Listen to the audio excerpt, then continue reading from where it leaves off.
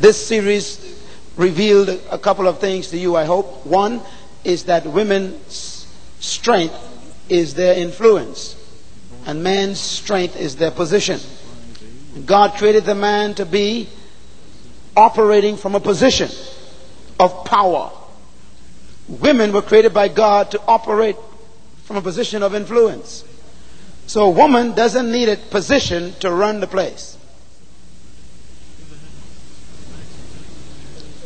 I'm pausing because I want you to think about what I said. Women don't need the title to be in charge.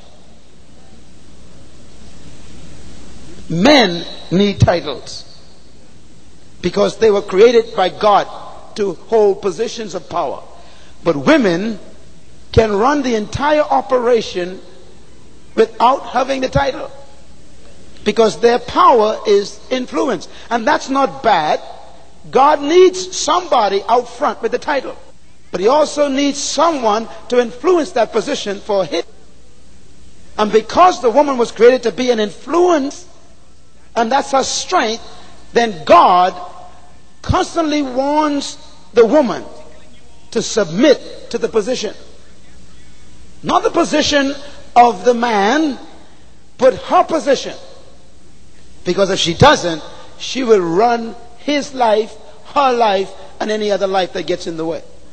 A woman is so dangerous that God had to put her under authority first when the fall took place.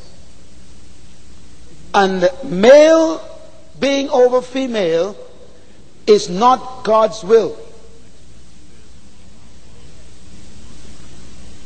Y'all ain't writing now, you're listening. Let me say it again. It is not God's perfect will that males rule females. In chapter 3 of Genesis, when the fall took place, God declared the curse. The curse was caused by the fall. And God's declaration of the curse went like this. He said to the woman, because you have done this. Done what? Adam says, the woman you gave me influenced me, and I ate. I used to say for years that Adam was a weak man because he allowed a woman to make him eat a fruit. But now I must repent of my speech. Adam wasn't weak. He just met his match.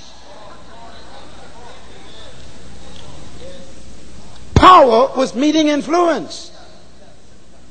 And when they collided, influence won. And Adam says, this woman, think about it, friends. Adam knew God before her. And when she showed up, he obeyed her rather than God.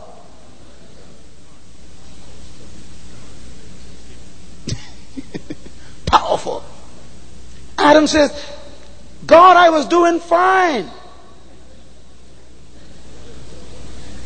You and I and the dog and the cat and the birds were having a good time. You never had no problem out of me. Ain't never had no pressure. I was naming all them animals you told me to name. I was cultivating. I was dominating. Then there was infiltrating. You bought this thing. And I ain't never disobeyed you, God. But this beautiful creature, she influenced me to touch what I never touched all these wonderful times I've been in the garden. And I ate it. God says, woman, because you've done this.